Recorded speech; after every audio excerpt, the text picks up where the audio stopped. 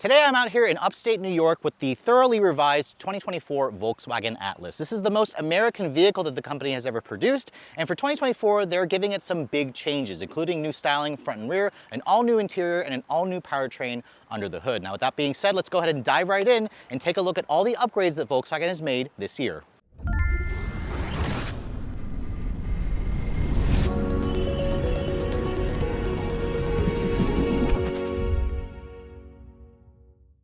So as you guys probably noticed, I am not Alex. If you guys don't know me, I'm Sofyan from Redline Reviews. Alex couldn't make it to this event, so I'm doing this as a favor to him because he's also helped us out in the past. But let's go ahead and talk about the exterior styling changes for 2024, starting with, of course, the front fascia. I mean, how could you guys not notice this new grille? It's the latest corporate face of Volkswagen. It's a larger grille, and they've also added some nice lighting touches here. As you guys noticed here, if you guys pick the SE with tech packaging up, you'll get this full LED light bar along with a lit up Volkswagen logo. That's something that they first introduced on the ID4 a couple of years ago, and it certainly gives the Atlas a really refreshing light signature, especially at night. Now looking at the headlights, you can see all Atlas models will include full adaptive LED headlights with LED low and high beams, the LED daytime running light, LED turn signal. No actual fog lights on the vehicle. Instead, we have all weather lights. This model here is the SEL Premium with the R-Line package, so it has technically their performance upgraded LEDs with the projector style housing. It looks really upscale. It looks also kind of like a Ford Expedition in my eyes. Down here you can see you have some black accents here with some chrome accents and some actual vents to allow for cooling for that new engine. But overall, let me know in the comment section below if you guys like the look of the new Atlas. I personally think it's a huge improvement over the pre-refreshed model. At 200.7 inches long overall, this is one of the larger three-row SUVs in the mid-size class, and it makes the Atlas, again, more spacious than a lot of its competitors. Its wheelbase is around 117.3 inches long. That is unchanged, and Volkswagen also says this model here has around 6.3 inches of ground clearance, which sounds a little bit low for me. I actually expected more. There is a Peak Edition that offers all-terrain tires and a different look, more of like an all-terrain look or a rugged look. That's going to be left for a different review whenever Alex gets a hold of that vehicle for you. Now looking at the wheels, Volkswagen has all new wheel options for 2024. The base version will have an 18-inch wheel. Most of the upper trims will have a 20-inch wheel. This model here is the SEL R-Line Premium, which includes a 21-inch wheel wrapped in a 265 by 45 R21 tire. It's certainly a nice looking wheel, fills out the wheel well nicely. You have a kind of a two-tone look with the machine and the black inner spokes, all disc brakes, all independent suspension, although Volkswagen does not offer adaptive suspension or air suspension. Remember, this is supposed to be the people's car and not an Audi. Now, in terms of the rest of the styling, you can see there's an R-Line badge here to show that this is the SEL Premium because this is the only trim to get the R-Line Sport Appearance package. Volkswagen offers a total of 6 different trims for the big Atlas. And then you can see here, this trim also includes power folding mirrors with integrated turn signals, a lot of chrome trim, some roof rails at the top, and then a panoramic sunroof is included if you guys go for the higher trims. Now compared to the Atlas Cross Sport, this is obviously the bigger brother, but let's go ahead and switch over to the Cross Sport because that model, Volkswagen says, is around 5.2 inches shorter. Switching gears over to the Cross Sport model, you can see this version here at 195.5 inches long, like I said earlier, is 5.2 inches shorter versus the three-row Atlas. They share the same 117.3 inch long wheelbase. However, in terms of the height, Volkswagen did lower this car by about 2.3 inches. You can really see that, especially in this area here, where Volkswagen kind of went with an Audi Q8 kind of coupe-like SUV profile. The wheels you can see are also the same 21-inch wheels. This model here is the fully loaded SEL Premium, which is the same top-of-the-line spec like the three-row version. Now, at the rear of the all-new 2024 Atlas Cross Sport, you can see Volkswagen gave it kind of a mild refresh, just like on the front. The biggest change you're going to see is this new LED light bar that connects the two taillight modules together. That kind of mimics what Volkswagen did for the front of the Atlas. There's also a lit up rear Volkswagen logo. Just like on the front of the vehicle, the rear logo lights up in red. It's a very distinctive light signature at night, and that's really the biggest indication that you're going to see as the refreshed model. Now, as you guys also see at the rear, there are some pieces here that look like a quad exhaust system. This is actually a fake trim piece. The actual muffler is tucked underneath the bumper. This model here also has the tow package. But overall, aside from the fake exhaust system, I think it's a really nice looking rear end. It reminds me a lot of an Audi, definitely gives us a very premium vibe. Now in terms of the cargo space, I'm going to start with the Atlas Cross Sport, and then we're going to switch over to the Atlas. This one here doesn't have any power. It should have a power liftgate. In terms of the cargo area, the Atlas Cross Sport is near the top of the segment at around 40.8 cubic feet of total cargo space. This is because this model doesn't have the third row. Fold down the second row here, you'll expand it out to around 77 cubic feet of space. That's around 20 less versus what you're going to find in the 3-row Atlas. There is a fairly good amount of underfloor trunk space here. There's also a temporary spare tire. But overall, if you guys are looking for the largest cargo capacity in the segment, this one and the 3-row sibling are among the best in the class. Switching back over to the 3-row model, you can see the styling changes are pretty much mimicked over from the 2-row version. You have that same full LED light bar. You can actually see the lit up Volkswagen logo here in red, which is a pretty cool little touch. And then you can see the exhaust system. Volkswagen also did kind of a fake trim piece that kind of replicates a quad outlet exhaust system. However, unlike the 2-row, we have a more squared off shape here, and that because of that, we're going to have more space in the cargo area. And this is where, again, if you guys are looking for the biggest cargo in the segment, you're going to find that here in the Atlas 3-row model. Now, with the 3rd row seat up, you get around 20.8 cubic feet of space. That actually puts it around the top of the class. Something like the Kia Telluride and the Hyundai Palisade offer similar amounts of space. If you fold down the 2nd row or the 3rd row here, you can see it's just with this kind of quick forward motion. This expands it out to just under 55 cubic feet of space. And if you fold down the 2nd row as well, Volkswagen says you get a total of just under 97 cubic feet of space. So that's around 20 more cubic feet versus what you get in the 2-row model. And this also puts the Atlas 3-row near the top of the segment in terms of cargo capacity.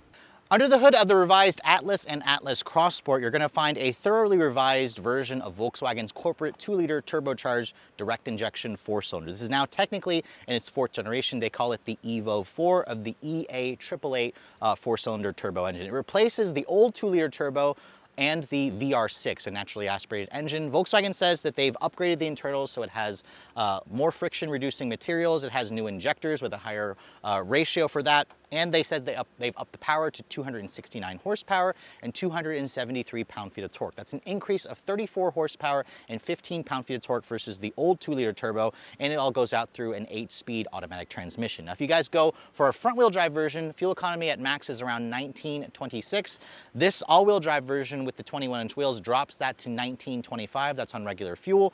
The Peak Edition with the all-terrain tires drops that even further to 1824. That is about a 1 to 2 mpg improvement over the old VR6 engine. Volkswagen says they've also improved the 0 to 60 time by nearly a second, so around 7.5 seconds. This vehicle will now also tow a maximum of 5,000 pounds. That is an upgrade versus the old 2-liter, which maxed out at 2,000 pounds. Now you can tow 5,000 with the 2-liter on this new version. All Atlas and Atlas Cross Sports use an 8-speed automatic transmission, so no dual clutch here. And in terms of the curb weight, this model as it sits should weigh in just over 4,600 pounds. The Cross Sport is likely around 100 to 200 pounds lighter.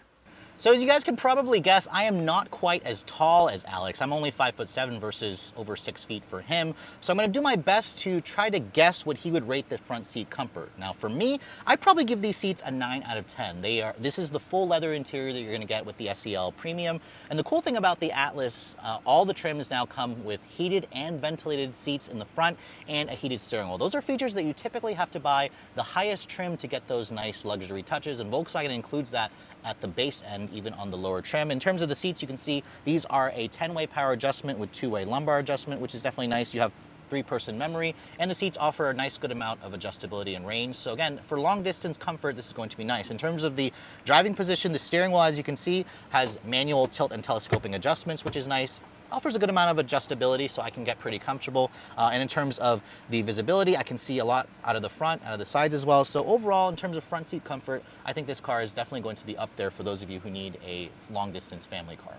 When it comes to the interior layout, you can see compared to the pre-revised Atlas, this is completely different. If you guys have spent some time in something like the ID4 or the Volkswagen GTI and Golf R, this has a pretty similar dash design, especially with the new floating tablet style display. Now this display got a huge upgrade this year. It's now 12 inches and it's standard across the board, even on the base SE trim. Even the base SE trim also includes their digital cluster display here, which measures 10.3 inches. So in terms of screen real estate, the new Volkswagen Atlas is among the best in the segment thanks to this large display. In terms of the materials, I'm sitting in the SEL Premium, which includes some nice upgraded trim. You can see this wood trim, they call it Precious Walnut. It looks real and it looks really nice compared with the Titan black interior, but when you start touching it, you notice it's definitely a fake wood. However, it's a Volkswagen product, and the company has been doing hard or working hard to kind of improve their interior quality. And there's some nice materials in here. You have a soft touch injection molded plastic on the door panel over here.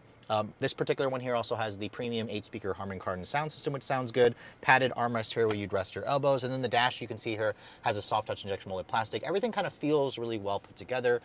There's very little misaligned panels, and it just has a nice upscale feel to it. I also like the stitching that you find down here where it's soft touch. And then you can see here, the downside with this new infotainment system is the touch-sensitive controls, which, as you saw, I accidentally touched the climate function here on accident while I was trying to show you guys this. But the screen itself has high resolution. It's quick and snappy and responsive. It includes wireless Apple CarPlay and Android Auto. And like I said, the pre-refresh model maxed out at an 8-inch display. So this 12-inch display is definitely big. It's bigger versus what you're going to find in something like the new Honda Pilot. Now down here you can see you have your vents down here along with your climate function here, your drive mode selector. Volkswagen offers a total of 6 different drive modes. Down here on the center console, it's also been redesigned to give you more storage space thanks to this electronic shifters. Now you can see if I put the vehicle into reverse, it gives you the Area View 360 perimeter scan camera system, which is only available on this higher trim. If you guys go for a lower trim, VW does not offer the full 360 camera. The resolution is fine. You can see this new electronic shifter frees up space for some additional storage down here, which is definitely great, especially in a family vehicle. You can kind of put little cubbies down here where you can put like a purse or a smartphone or a tablet, for example. Your wireless phone charging pad is over here. My iPhone 14 Pro Max fits perfectly. You have 2 USB-C charging ports. You have a nice sturdy lid here. I don't like the piano black plastic. That's going to get dirty and show fingerprints and scratches. Over here you can see there's a little storage cubby. This is the key fob for the vehicle. This is Volkswagen's newest key that we saw on something like the ID.4. It also includes remote start, usual buttons for lock and unlock, and the power liftgate. If you have access to the Volkswagen CarNet app, you can also ping the vehicle from your smartphone. Over here on the center console, you can see it's nice and padded. It doesn't slide forward and back, however. That used to be a Volkswagen signature thing.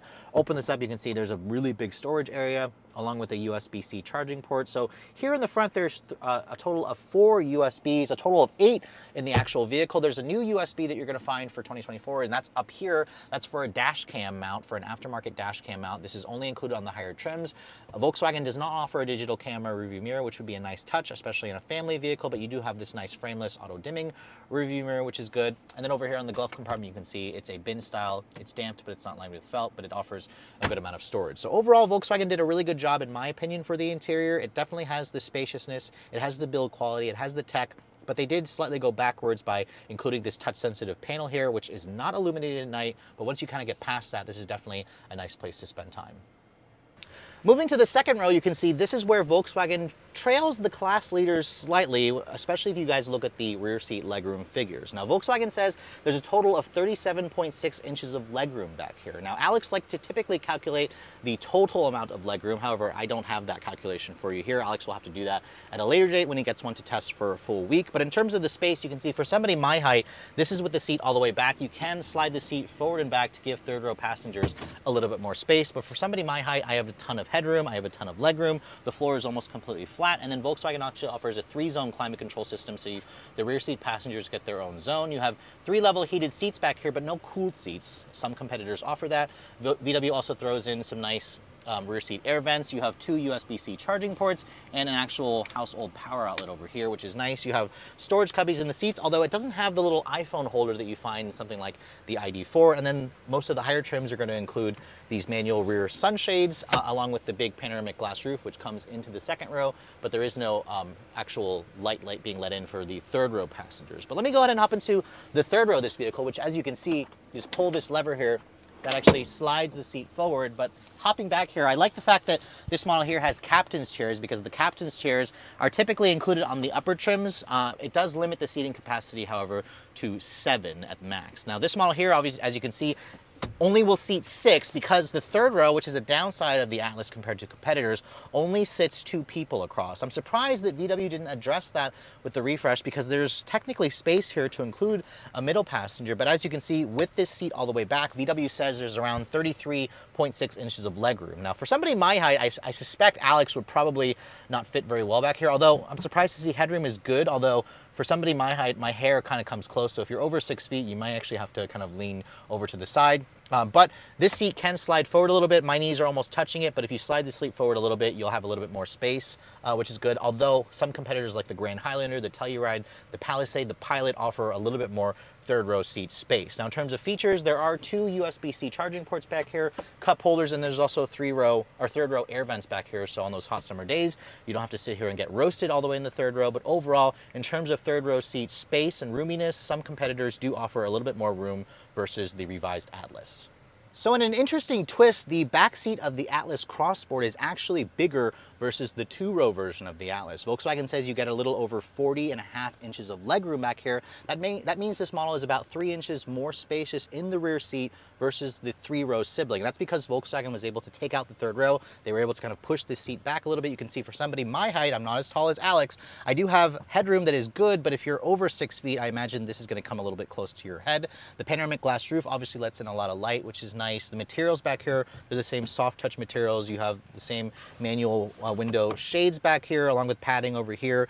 You have rear seat air vents, but Volkswagen did take away the 3-zone climate control. I kind of wish they had kept that. There's room for it here. You have 3-level heated seats. You have 2 USB-C charging ports, an actual power outlet. You have storage cubbies over here. And then the seats themselves, obviously they do recline slightly and they fold down. The recline function is actually kind of nice. You can almost kind of recline it back to give you a really laid back feel if you guys are looking to fall asleep back here. There's also an armrest that folds down and gives you 2 cup holders, but overall, if you're looking for one of the biggest back seats in the segment, the Atlas Crossport is definitely going to be one of those vehicles. Now, one of the biggest changes that Volkswagen made with the revised Atlas is underneath the hood. The old VR6 naturally aspirated engine and old 2-liter turbo is gone, replaced by a single turbo engine with an 8-speed auto that has about 34 more horsepower versus the pre-refresh model. And I have to say, Volkswagen did a good job with this new powertrain because they tuned it to make it feel like a V6. So when you put your foot down, the engine has kind of an interesting augmented sound, but it doesn't feel peaky. It doesn't have really any turbo lag. The 8-speed auto is also smooth, responsive. It shifts through the gears very nicely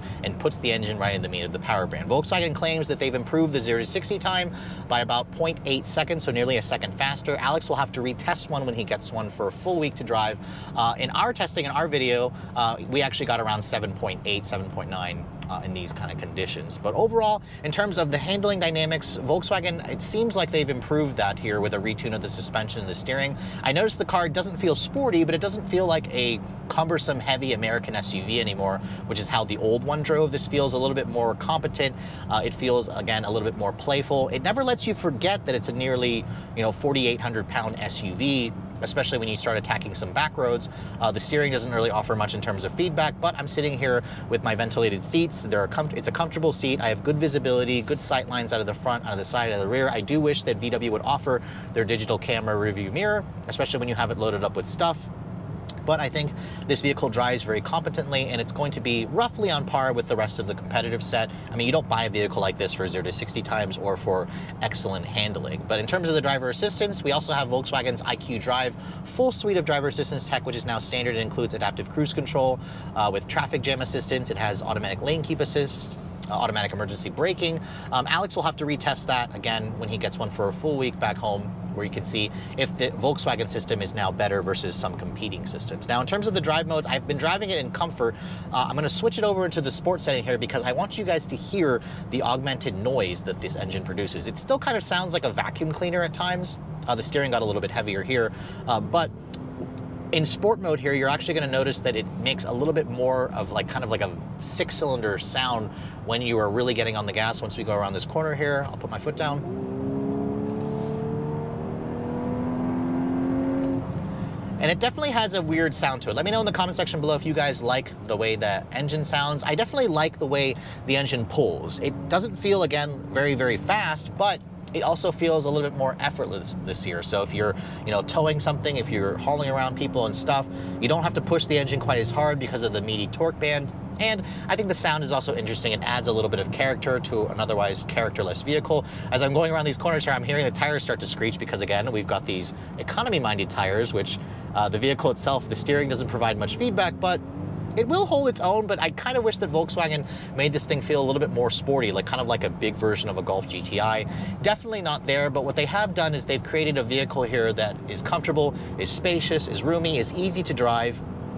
It gets decent efficiency numbers, but again, we'll have to wait and see what we can get in the real world at a later date. And in terms of driving the Cross Sport version essentially drives just like this vehicle. It's just 5 inches shorter. It weighs pretty similar, only about 100 pounds less. So if you're thinking the Cross Sport is a sportier driving Atlas, you might be disappointed. It's essentially just a smaller Atlas, because Volkswagen, again, tuned these vehicles for comfort, and I think that's exactly what they needed to do in order to appeal to the type of buyer that's going to be purchasing the Atlas and the Atlas Cross Sport. So when Volkswagen first introduced the Atlas family back in 2017, this was a positive addition to the Volkswagen lineup, and it essentially helped the company switch from being a maker of people's cars to people's SUVs, because Volkswagen now tells us that about 83% of their total US sales in the US are SUVs, which is a huge change versus 10 years ago when about 91% accounted for cars. So as you can see, everybody tends to be buying SUVs, and with the introduction of the revised 2024 Atlas and Atlas Cross Sport, I have to say, after spending the day driving both models, these two are really impressive additions in this segment. Obviously, VW made some key improvements to the powertrain. It's a much better drivable engine with more torque, a smoother delivery, a smoother transmission. It also delivers better fuel efficiency on paper versus the old V6, and it also tows the same. In terms of the performance, it's not going to be the quickest accelerating in the segment, but you don't necessarily buy a vehicle like that to get, the quickest acceleration. Now, between the Atlas and the Atlas Cross Sport, obviously you can't go wrong with either of them. Really, you're going to want the Atlas if you need the third row of seats. However, if you guys don't necessarily need it and you want just a big back seat and a big trunk, this is one of the few options out there that gives that to you in a very stylish and modern appearance to it, and you also get a really good powertrain on top of it. And Volkswagen has really done a good job in terms of pricing and equipment, because as you guys know, VW said that for this revised version, they're including a lot more standard equipment. So at the base SE, which starts at around $36,700 for this model here for the Atlas Cross Sport, add about 1,000 more if you guys are looking at the Atlas, which is around $37,600. You're going to get features like leatherette seats, heated and cooled seats, a heated steering wheel. You get a 12-inch display, a 10.3-inch digital cluster. So those are all features that tend to be on the higher trim. Now, Alex, I suspect, is probably going to tell you, for those of you who are more on a budget but you want some of the better features, you're going to want to splurge for the tech package. The SE with the tech package, that's about $4,000 more, but it's going to give you features like the power liftgate, the improved sound system, the power seats, which is definitely a nice touch. So that model there is around $43,000 or $45,000 if you guys want all-wheel drive.